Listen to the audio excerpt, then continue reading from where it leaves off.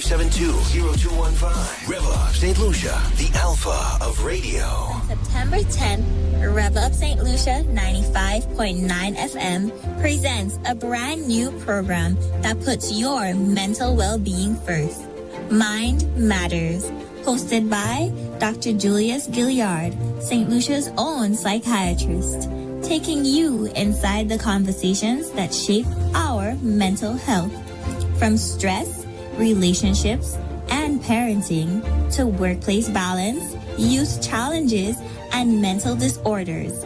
Every Wednesday from 10 to 11 a.m., Dr. Gilliard brings expert insights, real stories, and practical tools you can use. Tune in starting Wednesday, September 10th, 2025 for Mind Matters on Rev-Up Radio. Because at Rev-Up 95.9 FM, your mind matters. Mind Matters brought to you with the compliments of Lab Services. Knowing is the first step. Knowing is confidence. It's a compass guiding you towards medical answers.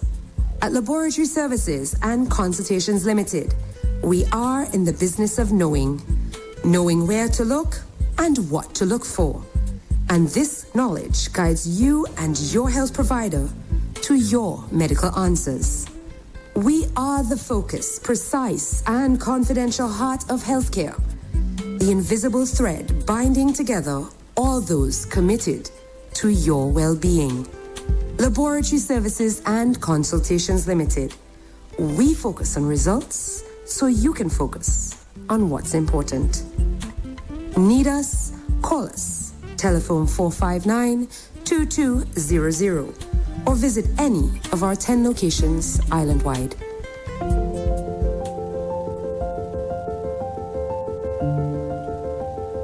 It's now time for Mind Matters with Dr. Julius Gilliard. Dr. Gilliard, a very good morning to you. Welcome once again to Rev-Up. Good morning, Andre, and good morning, listeners. Welcome to Mind Matters here on Rev-Up 95.9 FM. I am Dr. Julius Gilliard, and today we will be exploring a topic that is close to my heart, and I'm sure Andre is very passionate about that as well, critical to our society as well, and that's youth mental health. Our theme is early support, brighter futures, basically. In recent years, we've been seeing a worrying rise in anxiety, depression, and even self-harm among children and adolescents. And globally, the WHO estimates that 1 in 7 adolescents aged 10 to 19 experiences a mental disorder. In the Caribbean, surveys that have been carried out suggest that up to 20% of young people struggle with symptoms of depression or anxiety, and yet only a fraction receive any form of support. I think the data that I got for St. Lucia was that more than 75% of young people with mental health difficulties do not receive any mental health care. So today we will be talking about the challenges that we face and the role of schools and families in supporting young people, and how our communities can create healthier environments for growth. I read a book recently, actually. It's called The Anxious Generation by Jonathan Haidt. And what he points out is that since the early 2010s, the mental health challenges in the youth have skyrocketed around the world. And he actually attributes that to two shifts. The first is a decline of free and unstructured play. I'm sure even Andre can remember, Ms. Plummer, that when we were little, we were allowed to go out and play as with unsupervised, basically. But that at some point, I think it was in the 90s, there started to be a lot of fear around children going out. I think it came around with the revelations that children were being molested by different high-profile individuals, and then the advent of child kidnapping and so on. And so parents started to become very protective of their children, and with the advent of the internet, that gave parents an avenue to keep their children safe and away from harmful environments, basically, what they saw as harmful environments. The difficulty that has arisen since then is that children now have 24-hour access to the internet. And so they have been unsupervised on the virtual world, where there may be even more harms than in the physical world. So what he put forward is that the rapid rise of the smartphone use and social media, children are more susceptible to bullying, to shaming, and even to other manipulative behaviors that may compromise their mental health. Do you think that is also contributing to obesity in children? Yes, definitely, because there's not enough play, so children are not as active as they used to be. And a lot of the advertisements that they would see online, or the kinds of foods that they would see the influencers using, although the influencers may appear slim, but it does not help with persons who are sedentary and who just sitting around all day looking at a device. There's actually a lot of controversy around device use, but a lot of research is now coming out that actually show a sharp increase in depression among girls with social media use, and anxiety and social exclusion among boys who play games a lot. And I don't think there can be any argument about it at this point, because the research is now clear as to the effects of the internet, or what the author calls now a phone-based childhood on the mental health of the youth. So today we have Ms. Francisca Plummer with us, who is the counselor at the Sir Arthur Lewis Community College. I will allow her to introduce herself. Just tell us a little bit about yourself, and we can dive right into it. Yes, good morning, St. Lucia. I'm Francisca Plummer. I'm a psychotherapist and counselor, as Dr. Gilead mentioned, and I've been doing this for over 20 years. So I've worked for most of that time with teens, either through the college and through my private practice as well. And I also have a teen, so I'm in the midst of it. So we are getting experience today from a wealth of clinical knowledge as well as personal experience. Yes, thank you, Ms. Plummer, and thanks for coming. Yeah. So as we turn to schools, what we have to think about is that children spend most of their waking hours in classrooms, for now. I believe there was also research done around COVID when the Caribbean was going through a lot of social withdrawal.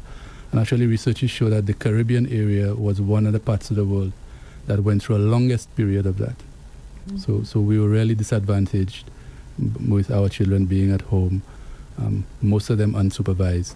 And so the schools are one of the most powerful spaces for early detection and intervention of mental health issues. I'm sure Ms. Plummer will agree. So when a young person is struggling, and maybe struggling silently with anxiety or depression, often it's the teachers who pick it up first. The parents may be too busy to notice. The parents may be too involved in trying to get the children to do what they want to notice. And so the school is very important in detection and dealing with the effects on the child's life of anxiety and depression, other mental health issues. So the question I have for Ms. Plummer is, what are the most common mental health challenges that you see among students today? Okay, it's a great question. We see many. I think for me, over the years, I've been working with the teens at Sir Arthur. There's been a sharp increase in use of our service. So I am busy all day, every day. And mostly in terms of mental health disorders, we see a sharp rise in depression and anxiety, like clinical. And also, I think accompanying that, there are a lot of financial challenges which feed into that. There are a lot of family difficulties. We have a lot of self-esteem issues, social media issues, bullying, and just use like hours a day on social media, which affects the academic performance. So it's like a roll-on effect. Yeah, but there are a lot of challenges that they are facing, and we're trying our best to provide that support at the college, but we need so much more. Yeah. How does the social media affect the academic performance? Because and I think you mean that in a negative way, right? Yes, because a lot of them, when we look, I say, well, okay, walk me through what you do. Ask them to pull it up for me, and that's when I can see the extent of the issue. When they spend all that time on social media, they cannot fully attend to their studies. They cannot be present. They cannot focus on what they are doing because social media is a dopamine hit. It's short and quick. Studying and going through coursework, and it requires more focus, more dedication, more time, and they struggle with that. So that time spent on social media, you said up to 8 hours. Is that during school hours or at home? All day is for the day. So when you look at the even inside, during school hours? Yeah. How do they? In class on their phone sometimes. It's that bad. And the funny thing is we're talking about teens, but we see it in adults too. An adult who is working up to 4 hours a day on social media. Yes, and what persons don't understand is that the apps that are on the phone use a technique called variable ratio reinforcement schedule. And what that does is that it conditions the brain to continue using the app for as long as possible. Mm-hmm. So it's basically the person gets a response from the app, flashing of lights or something pleasant, and they have to scroll to get some more. And if they don't scroll, they get more, and they feel like they missed something or they didn't get enough. Mm-hmm. So it's highly addictive. I think most of the apps on these phones are very highly addictive, mm-hmm. and persons are not realizing it because it's like gambling. You feel that you're going to get a win the next time that you play, so you feel that you have to continue. Mm-hmm. And it's like using substances same way. Persons chasing the high, chasing the high, mm-hmm. and that is exactly what the apps are doing. And many of them would share with me that they feel good, according to them, on social media. And I think that's one of the biggest hooks. Just like any other drug, right? They want to hit. And why is that so? Because they are facing so many things they feel overwhelmed with sometimes. They don't have the kind of support maybe. Or sometimes the very families they're in are pulling them down and saying some awful things to them. They want to feel good. And so TikTok is a one. It makes them laugh. It makes them so they get hooked on it more and more. Yes, but what they don't realize is that the more you stay on the apps, the more the other stuff increases. So the support and the social connection that they need for proper brain development. Because again, if we have to go back to the synaptic pruning that we've spoken about in the past, the brain is developing in the teenage years. So if the brain sees that you're only using one part of it, then that's the part that's going to be focused on, and the others are going to be cut out. So what happens is that the other parts of the brain has to do with creativity, and that has to do with social functioning and how to interpret social cues, and how to play, and how to be brave, and how to be courageous, and so on. All of those other parts are pruned out, and the only focus is on a screen getting dopamine hits. So what do you have at the end of the day? At the end of the day, you have persons who have a lot of difficulty when they go out into the real world and how they need to function. And I know because I also have a teen who is facing that exact difficulty. So they will tell you that everything in the world seems scary. They're very fearful. They don't know how to open a bank account. They don't know how to apply for a job. They don't know how to do many of the things that we, when we were growing up, was like second nature to us. So it's a real difficulty that they're facing. It's not something that they're imagining and the parents saying, oh, that's easy, you can do that. No, it is really difficult for them to do.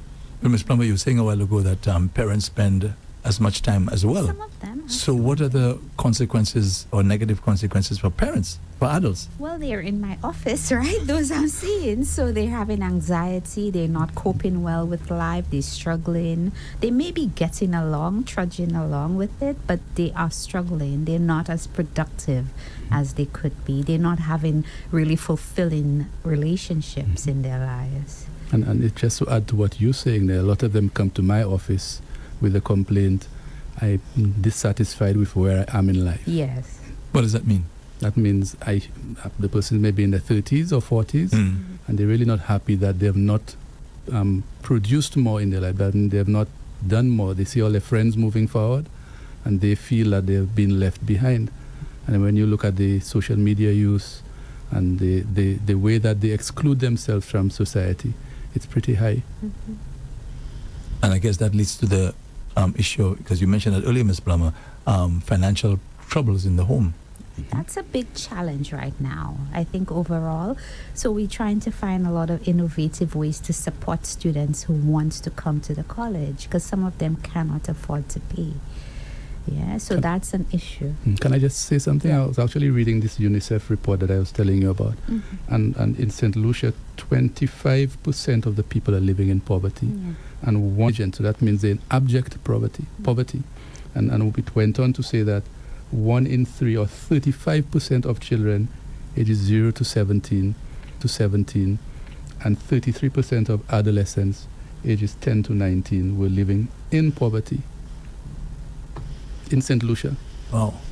Mm-hmm. Yes, and that persons... You said 25%? Of adolescents, persons... You said 25%? Of adolescents, of children 0 to 17 are living in poverty in St. Lucia. So just explain to us, what does that look like? What does that look like when you're living in poverty in St. Lucia? What does that look like? I can share with you what some students share with me. Mhm. You know, that might mean for them, they have, let's say, a family of 4, 6. They don't have food on a daily basis, or they don't know where it's going to come from for sure. Or they eating basic things, sometimes very little protein, no vegetables, no fruits. They're not sure. There's just an insecurity around food, so they don't know. They come to school, they haven't had a meal sometimes. Sometimes they have not showered. It's to the point where we, as the college, the counseling and learning support, we had to figure out, okay, we need some supplies for students who coming in and they need personal hygiene things. So we actually keep now with some private sector organizations some samples that we can give to them to help them.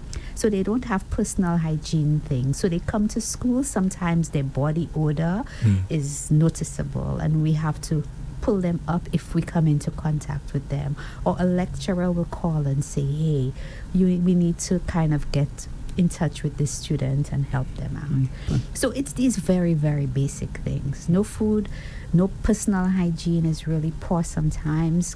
School uniforms are an issue. They may not even have one. They come to school, they don't have the uniform. You wonder, okay, what's going on? Where is your uniform? Maybe they have one shirt for the week. So if it rained, it's not drying sometimes, or one pair of jeans. There are a lot of different ways it shows up in a really practical way. But Dr. Dr. Gilead, that sounds to me like something that used to happen a long time ago when we were going to primary school and so on. That's what we experienced a lot of students back then. And I mean, I saw I'm going back in time. Yeah. So what's going on? I find in my time, since I'm working with students, I find there was a time it wasn't as bad, and then it suddenly spiked. It's been spiking again. The pandemic certainly exacerbated everything, I think. So, and we haven't recovered from it. Yes, I think the issue that I am noticing is that in our time, there was a lot more community support. So the Right. community raised the children. So then a community member would see a child barefooted and so on and ask the child, why are you barefooted and coming from school? I remember that happened to me growing up. When I was little, my mother was a single parent, and I went to school, and I think the shoe that she gave me fell apart or whatever, and the school sent me home because I had no shoes. And as I was walking home, somebody along the way asked, why are you going home from school? Where are your shoes? And the person took me into their home and got me a pair of shoes, and I could go back to school. Right now, that does not happen. Everybody says, this is not my business, this is not my child, and if somebody tries to help, then the parents may lash out and accuse the person of abusing the child or trying to abuse the child, and all of that. So it's the lack of community that we have cultivated in the society that is also causing a lot of those issues with mental health. When we were growing up, the whole neighborhood, all the children would play together. Right now, how many neighborhoods do you see children playing together? Even the closed neighborhoods up in the north, the children are in the house playing, and it's a closed neighborhood which is safe. Why aren't the children going out to play? It's because the parents are very overprotective and believe that the child shouldn't get hurt. The child shouldn't get insulted. The child shouldn't play and be and receive jabs and so on from other children. And so the children are not experiencing those things that would build their resiliency. And it's one of the things that was very glaring in the book that I read. What he says is that children have to learn resiliency by experiencing things. I'm sure you can have an image of a child going by a rock and the parent picking up the rock and the child seeing a worm and touching the worm, and the excitement that is in the child's face from having touched the worm. But then right now a child sees a worm and the parent will say, don't touch that yak or whatever, and then the child develops fear of the worm. How many children do you know have climbed trees and fallen out of the trees and are afraid of climbing trees? How many children do you know have ridden skateboard or whatever and fallen and broken a bone or bruised themselves and are still afraid of riding skateboard? The children have to learn from experience. I think the parents believe they're trying to do better for the kids and they're not helping them to learn how to live. It's a big challenge. We talked about challenges, and one thing I definitely see is children who are not resourceful. Like you said, I think you mentioned, they don't know what to do about anything. You give them a problem and they're lost. You have to spell everything out for them. So the amount of problem solving I'm doing for basic things, teaching them how to, because they can't, the critical thinking does not seem to be there. And this year, for the first time, so many of us remarked it, the college orientation, for the first time in so many years, we saw so many parents on campus helping students fill forms, walking around with their bags, just following them for registration. And it was the first time it was so noticeable. And what is that? I think that was a representation of what's going on. Parents are so mollycoddling. They're really holding these children along everything. They're not giving them an opportunity to solve things, to work through things, to figure it out. Maybe it's because they already noticed that the kids aren't able to do it. Yeah, but you have to give them the chance to learn how to do it. So we have to be able to support them, yes, but that does not mean coming around and filling a form for them. They're 16, 17, 18, 19. You know, and maybe you look through it, if anything, but they're carrying the kids' bags sometimes. You know, basic things like this. It's like, why are you here? And I tell a lot of parents, you have to allow your children to fail. The only way we learn is by failing. We can't always be successful. We won't learn anything. Were you always successful as a radio announcer? No, up to now Exactly. I'm not. Up to now I'm not. So we have to learn that failure builds resilience, and failure builds knowledge, because by failing you learn that I shouldn't do things that way. I need to try another way. And if you never learn that, then you don't learn. So what about the system? Doesn't the system sort of push the success and this sort of thing, and always doing well and getting top grades, and these are the ones who are recognized and getting all the opportunities? Isn't that what the system says? Can I just interject? Sure. Sometimes you see, and not all, but there's a good proportion of these students who are emotionally and mentally not coping. So you push academics. They're really brilliant. They'll come to the college with 10 distinctions and 10, 11, 12, and they are so anxious. They cannot cope with life. They Even come those up there, children? especially those children. Especially those children. Yeah, so they're not kidding me. well-rounded. And that's something I really focus and push with my son. I'm shocked. It's not No, I uncommon. mean, I've had a couple of persons who got degrees, and after the degree they said, I did that for my parent, now I'm going to do what I want. So the parents, a lot of us parents push our children to do what we want them to do. Instead of allowing the children to play, we want to put them in piano, we want to put them in this, and we want to put them in that after school. And so the children don't learn how to make decisions for themselves. I remember I tried that with my son, and he said, I don't want to do this. And I backed off. I said, okay, what do you want to do? I don't want to do that. I don't want to do that. And he sorted out what he wanted to do.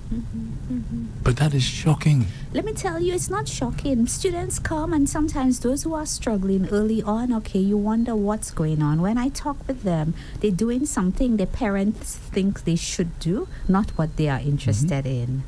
So that student from day one is not interested in class. They're not doing the work. They don't care. They fail in a whole semester or two.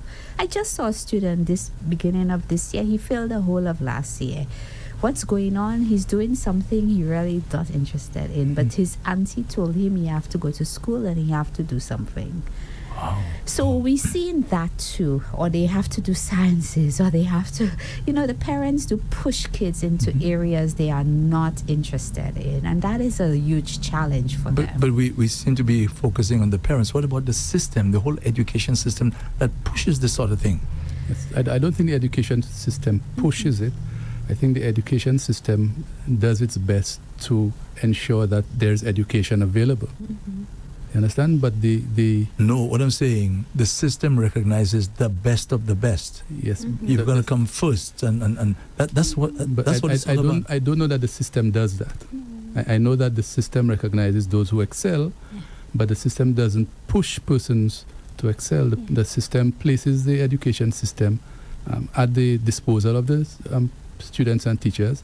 I'm not saying there are not flaws with the education system, because just over the weekend I was having that conversation with someone who was a prominent educator, and she was saying that a lot of the teachers have difficulty tailoring the curriculum to the students in front of them, and they tend to focus more on the more intelligent students and work with them while neglecting the others.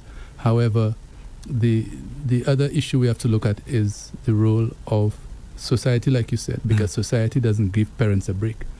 Parents have to work, and most of the employers don't understand that I have a 3 or 4 year old child who I have to take and pick up from daycare, or that I have a 12-year-old who has certain needs, or that I have a teenager or late teen who also has certain needs.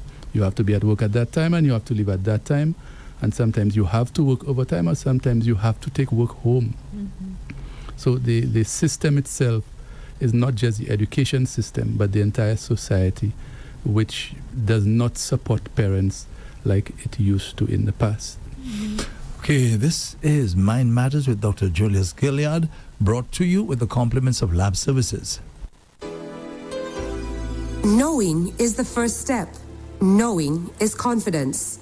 It's a compass guiding you towards medical answers. At Laboratory Services and Consultations Limited, we are in the business of knowing where to look and what to look for. And this knowledge guides you and your health provider to your medical answers. We are the focused, precise, and confidential heart of healthcare, the invisible thread binding together all those committed to your well-being. Laboratory Services and Consultations Limited. We focus on results so you can focus on what's important. Need us? Call us. Telephone 459-2200 or visit any of our 10 locations island-wide. This is Mind Matters, brought to you the compliments of Lab Services, hosted by Dr. Julius Gilead. Dr. Gilead, welcome back. Thank you, Andre. And I think you were going to let the callers know what the numbers are. Yeah, sure. Okay, if you'd like to call in, we have the fixed line is 572-9710. The fixed line is 572-9710, or you can call the WhatsApp platform at 287-0971. WhatsApp is 287-0971. Again, fixed line 572-9710, or WhatsApp 287-0971. This is Mind Matters with Dr. Julius Gilead. Yes, so, and just to add to what we were saying, so research is very clear that children thrive when they have secure relationships with caring adults, opportunities for independence. So children don't thrive when they're being controlled by their parents. I think the last time you said the authoritative parent. Exactly. Yes. Yes. And would you mind explaining again what that parent is like? An authoritarian parent is a parent that the child cannot question, the child cannot give opinions to. The child just has to comply with what the parent says. So the child has no say in the relationship. Yes? Now, children also thrive when they have a sense of belonging in their community. So that sense of community. So what persons don't realize is that all of us humans have communal needs.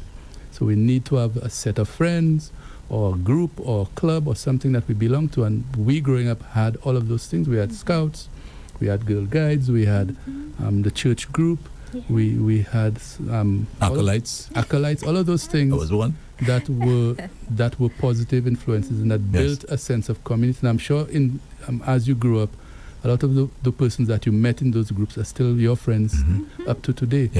Yes. So we need children thrive when they have that kind of community, and they can know that I can leave my house, and this one will check for me, or that one will ensure that I'm safe. But when they don't have that, then they go out scared, and with all the news coming in from everywhere that everything is unsafe and who gets killed and who gets kidnapped and who gets shot, then children move around the world very fearful because nobody has their back, basically. So you just spoke about the authoritarian parent. So what about the authoritative parent? So the authoritative parent is the one that sets lots of rules. So lots of rules that you need to follow. And I guess there's no choice in following those rules. So it's my way or the highway, basically. And also does not help with a child who needs to find their way in the world. And if we go back again to the synaptic pruning, in teenage years, the child is trying to find their identity and their way in the world. Not the parent's identity or what the parent wants to do, but their own. And if I have to use myself as an example, I got a lot of backlash from persons who told me that me allowing my son to just stay home when he was not sure what he wanted to do with his life was me being ridiculous and spoiling him and so on. And how so? Because he's not sure what he wants to do. He needs to find his way in the world. So I gave him time. And right now he is finding his way in the world because he now has found something that he is passionate about. If I had rushed him into something that I felt he needed to do, what would have been the outcome? Yeah, so we parents need to be patient with our children. And a lot of times we have that difficulty because we are impatient with ourselves. And not only that, I think we use that as a social measure for ourselves. How our children look, how they seem, how they're doing is a reflection on who we are. So that puts pressure as well on the parent internally, and they pass that down to the children. Yes, and I've seen a lot of children come to me telling me that they only know that the parent cares when they get good grades. Yes, absolutely. That's my point I was making earlier. Because the parent goes around telling everybody, hey, Ishmael passe pour convent, or Ishmael passe pour college. And the child says that's the only time they would know that the parent is thinking about them. Because when the parent is speaking to other persons about how well they do. Yeah. But if they come home with a B, it is war in the house. And so that leads us, it feeds in a little bit to what we talked about. These children who come with brilliant grades, they have learned to be performative. They have sometimes learned that if they perform really well, they will get love, care, and attention and affection. And if they don't, so sometimes when you look at successful people, you have to look at the premise on which this is based.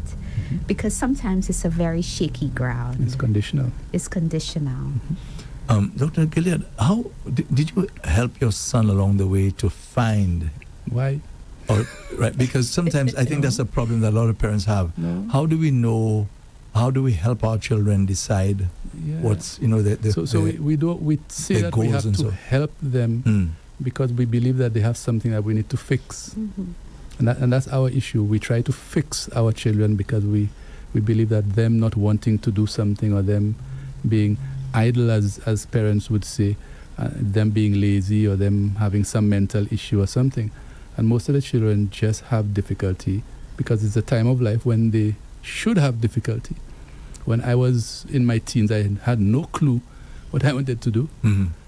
Eventually, I knew I wanted to become a psychiatrist. My mother never even knew that. So my mom never pushed me into anything. When I left the MON, at that time it was called A-level, I did pretty poorly, and my mom asked me why I did so badly. I told her, but I didn't want to go there. She told me, so why didn't you tell me that? I told her I thought you wanted me to go, so I went. Okay, Dr. Gilead, you actually have a call. Okay. Yes. Thank you, caller. Use your headphones. No. Yes. This is Mind Matters with Dr. Julius Gilead. Thank you. Good morning, caller. Good morning, Mr. Paul.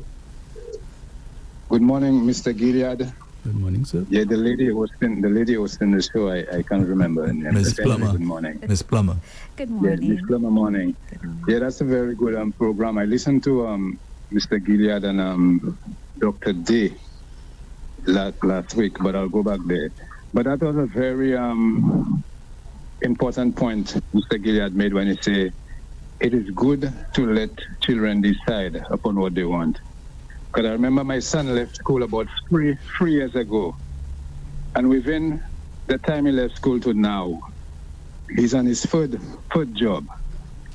And though we have a very good relationship, right from the first job to the third one he's on now, he never even sat down and spoke to me and told me, Daddy, I'm about to leave that job to go to another job. And he have always been making the right move. Even right now, I told him, don't just sit there, be a little innovative, because even in case right now you have your life in your hands, you have a relationship, you have your mortgage to pay, you cannot rely on that. You need to get a trade, And I try pushing that to him, and even sometimes I tell him, what you doing on the phone so long, blah, blah, blah, He'll tell me, Daddy, but I doing so and so. And I just have to be listening to him, because at the end of the day, he's not making the wrong move. Okay? And that program you had last week with Dr. D, something I must stress on. The 40 grams of marijuana they gave that people could carry, I think they were not sensitized. The public is not sensitized enough on that, because we're going to have a serious problem. We're going to have a serious problem lower down the line. I'm being honest, with COPD and all type of things. So that mind matters, right? I think that's a good thing to sensitize the public on that. Okay? Anyway, Dr. Joe, that's Robert. Yes, I know Robert. I recognize your voice. All right. Okay, man. But very good program, all right? Yes, thank you, Thank sir. you, Robert. Thank you. Yeah, man. Take care. Yes, All right. You as well. One of the persons I grew up with, actually, and one of the persons who encouraged, we were very close in our neighborhood. So I was telling somebody not too long ago, when I came from school on an afternoon, it was take off my clothes and myself and my two brothers shoot up a mango tree, and the other neighbors would join us. And it would just be a joy. We would go out to the neighbors there at the bottom of somebody's house. We used to all congregate and play there. So it was wonderful growing up in that era. Right now, children are not allowed to do things like that, because everybody fears that the bad child will influence them. I mean, I grew up in the ghetto. I used to be walking at that time by Wally and these guys there. And all of these guys were bad boys of the day. And that's where we played. That's where we grew up. We ran up and down in the river. Wally was a bad boy? Who river rat and all kind of stuff like that. And that's what we knew growing up. And it was amazing, because without that kind of childhood, I don't know what kind of person I would have been today. So one of the things I think we need to look at is how... You have another call? Anyway, go ahead. Go ahead, caller. Good morning. Hello, good morning, Andre. Good morning, Dr. Gillian. Good morning, sir. And Dr. Plummer. Thanks for calling. Good morning. Good morning, Dr. Plummer. Yeah, thanks for accepting my call. You're welcome. It's a pleasure. Dr. Gillian, if I have my child there, and I tell him if he gets a high mark, common entrance is about everything, and I tell him, look, if you get a good mark like a college, whatever, I will give you $1,000. I tell him that. And suppose he failed miserably, what effect this can have on the child? Well, I'm not God, so I can't tell you what effect it will have. But if it's a child who is sufficiently motivated by $1,000 to study, then and then he fails after applying himself so much, the effect can be devastating in one child, or it can have no effect in another child who doesn't care, or the child may be able to look to the parents for support and encouragement.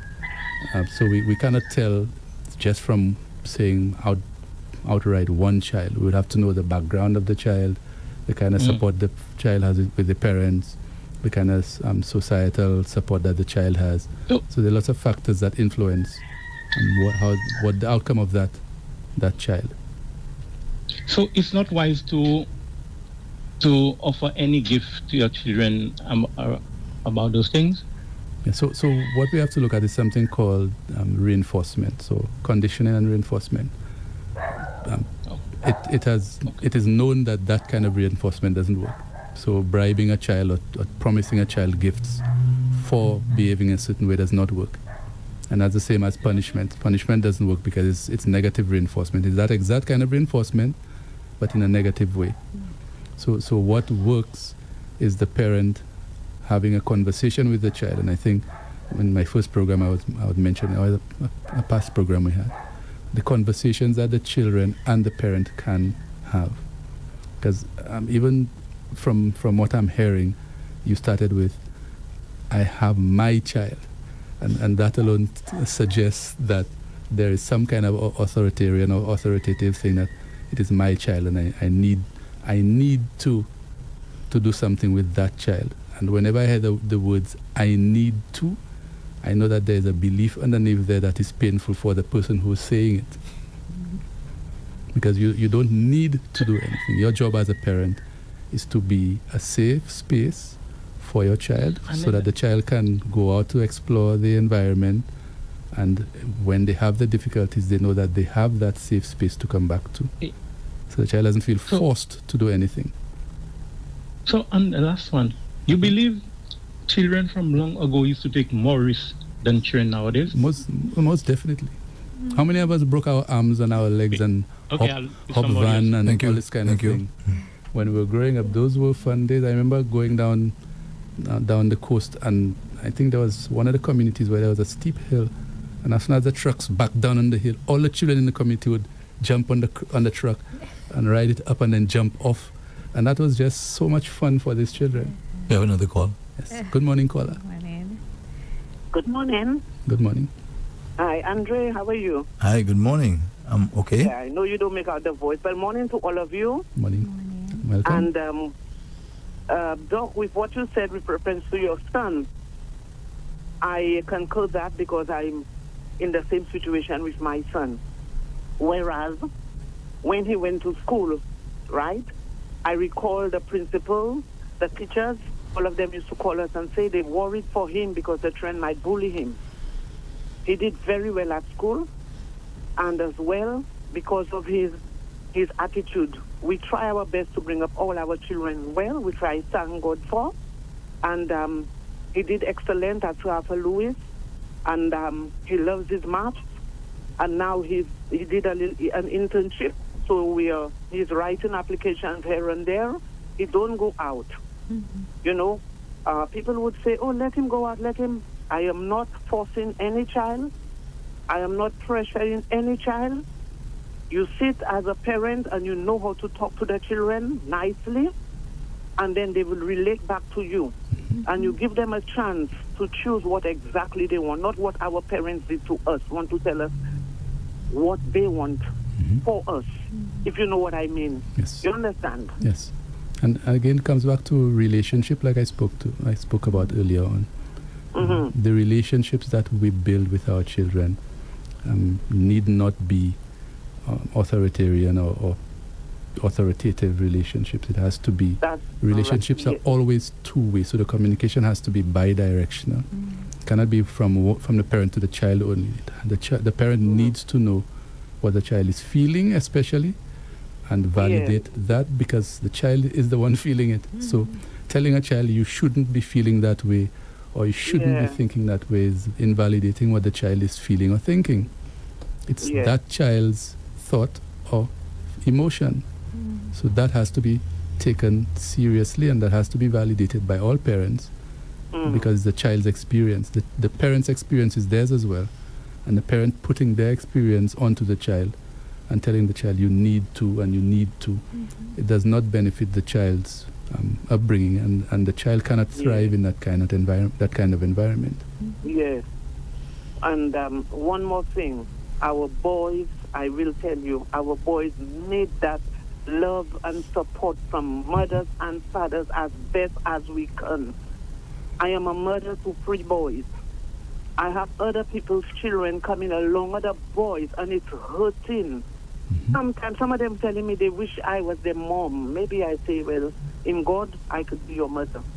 We need to guide our children as much as we can. No matter what tribulation comes around, we need to put our foot down, especially for our boy children. Yes. Now, I like to hear parents, persons say that women cannot raise boys, and that is because my mother had 3 boys, and my mother was a single parent, and she raised all 3 of us pretty well as far as I can see.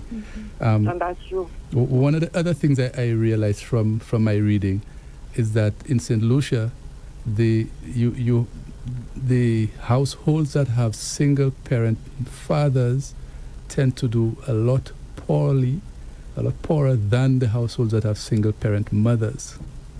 Yes, even in why I spoke about the abject poverty, the ratio of abject poverty households that have single parent mothers, 2 fathers are threefold. So the fathers are 3 times more. The single parent household with fathers are 3 times more likely to be abjectly poor than the households with single parent mothers. Yeah, that's true. You're right. Anyway. The mothers are doing an amazing Andre, job. Thank you for calling. Bye-bye. Okay, darling. Have a nice day. So Dr. Gila, so what's going on there? This is interesting. Yes, I guess we need to find out what's going on there, because I don't know. I just know the stats. Because from what you're saying, it sounds as though the children who are in an environment where you have a single mom are more likely to thrive, right, than you have a single dad. Well, mothers tend to be more nurturing biologically, and what you also have to look at is the rejection of feminine traits by men. So I guess when we go into our in the future program on with men, maybe in November around Men's Day, and what you find is that men tend to reject feminine traits, and the feminine traits they believe are the flowery behavior and so on. But the feminine energy is a nurturing energy, and men have that difficulty nurturing, using that nurturing energy in their families. You have a call? Yes. Hi, good morning. Good morning, caller. Thank you for calling. Don't you think that's the authoritative parent? Usually the children are very angry, have a lot of pain, anger in them, because they're not allowed to express themselves. Which one you said, the authoritative or authoritarian? Yes, authoritative, yes. Yeah. Because the children are not allowed to speak back to them or, even question something. Because the children might have something that they like, what they want to do, but you have to do as I say and not as you want. And not only that, I think I will ask you a question. At what age do you think a child should have at least a little choice as to what he or she would like or would want to do? I don't think we should place an age on that. I don't know if Miss Plummer agrees or disagrees. I could speak to that. I think from very early we teach children how to make choices. So as they are young, you give them A, B, C, 1, 2, 3. You say, simple things like they dress in to go out. You can wear this, or this. Choose. It's a simple way of building the ability to make choice. As they get older, into the teens, you give them more latitude to make better choice, greater choices, and it builds over time. But I do think it can start from very early. Very early. But you have to guide the process. The reason I ask that is because I work in a Montessori system, and from very early we give children a choice. We start off with telling them they need to be responsible as young as they are. Be responsible for yourself. We ask them to listen, always listen, to think for yourself. We do all of those things. We don't speak down to children. We stoop to their level and speak to them, not speak at them. And I think this is a lot of what is happening. People don't speak to young children. They just shout at them. They expect them to do, and not even allowing you to tell you, well, no, this is not what I like. This is what you don't get a chance. And this is why I find we have so many angry young men and even young girls, because they're not given a choice sometimes express themselves and say, this is what I would like to do. I would like to become a... No, we say, I want you to become a doctor. I want you to become an engineer. No, because imagine, I had a problem with that because when my daughter went to school, I wanted her to go to St. Joseph Convent. That was not a choice. She wanted to go to Castries Comprehensive because that's where she wanted to go. I had a little problem with that. When she came back, she had failed by one. They tell me, I can go and ask the ministry, but she said no. Then when she went past, after finishing, she wanted to go to Alpha. I wanted her to go to the advanced level. No, she wanted to go to another place. I spoke to the dean of the advanced level class, Mrs. Thing, and she told me, if only I knew sometimes the trend had come to this part of the college. It's not by choice. It's because the parents sometimes force them because this is where they want them to be, because this is where this person's child is, and this person's child is the who and who. And these are some of the things that we do. We look at society and how this person's child is looking and how this person has where he or she's at, and because I can afford, this is why I want my child, and we don't allow them. And lack of affirmation is one thing I noticed as a teacher working with young children. Affirmation works pretty well. You would have a class of children disobedient, and you just sit quietly and start pointing something nice at each child, and then you would see the difference as much as they be behaving. Once you say something nice about that child, we would see a difference in the child. And there's so much of not giving children affirmation, giving them guidance, helping them express themselves, even though you may not like it, but you may give them guidance as to why you don't like their choice. But any mistake, anything they have, you will be there to support it. Imagine, I just came, in June, I came from the United States at a graduation where my 13-year-old spoke to a packed crowd. Very, very quiet. She hardly speaks. But my daughter and her husband allow her. They are always attending her classes, everything, and always giving her praises for everything she do. And there, I was a little frightened, and there at the pack hall at the thing, I seen my granddaughter speaking out to her peers, to the teachers, to parents. And imagine her granddad, who had very, very, very quiet. This man just jumped up from his chair and started shouting, my granddaughter, that's how happy he was, because he could not believe every little child that is quiet. Sometimes we wonder why she don't want to go out, why she don't want to do this, she just only wants to say, but here she was. And I always say it's just giving children praises, being there for them, guiding them. I hope I didn't talk too much. Okay, we'll have to take another call. Yeah. Thank you. Thank you very much. Dr. Gilead and Dr. Plum, I'm a little confused. The authoritative parent is characterized by a close, nurturing relationship between parents and children. That's the authoritative. The authoritarian, children are expected to listen and obey without question. So I'm a little confused. Which one you asked me for? The authoritative. My brain did something there. I think so. I think I confused you. Yes. Okay, let's take a final call. Yes. Yes, good morning, caller. Hi, good day. Good morning. Morning. Once again, Stan, I'm Hemi Stan, Andre. What I want to say about the education system, I got an experience when I was younger to live in the Middle East, and I got a different education up to 10 years old, so to speak. And what I find with the education system in the West, which I think is not good, it doesn't make a well-rounded child or human being, is that it's all focused on making money. It's all focused on you going to school so you can go and work. That's all it produces. It doesn't produce critical thinkers. It doesn't produce, allow children to go deep into imaginations and arts and different type of things like that. So I find that this is the Western module, and it's not producing, happy, well-rounded children. And the pressure sometimes that parents place is very important. You all spoke about affirmation, and even showing love to children is something that we didn't grow up with our parents coming and hug us and tell us they love us, even if we did something bad or even if we failed.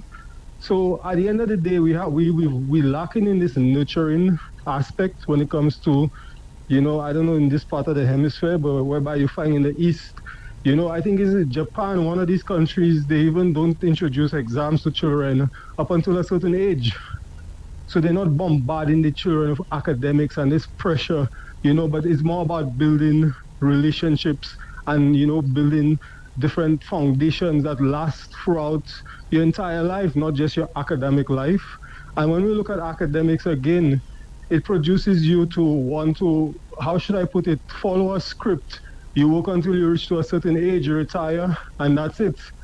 And that's not what life is about. Anyway, that's just my 2 cents.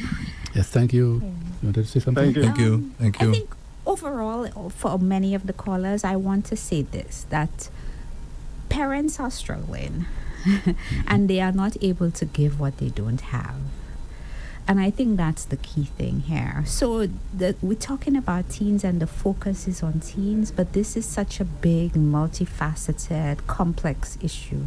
Because some of the parents are struggling, they don't have the emotional intelligence, they are not coping financially, they have marital relationship issues that is feeding into how they parent, how the household is, the atmosphere. The kids are taking that and bringing that into schools because they carry this with them.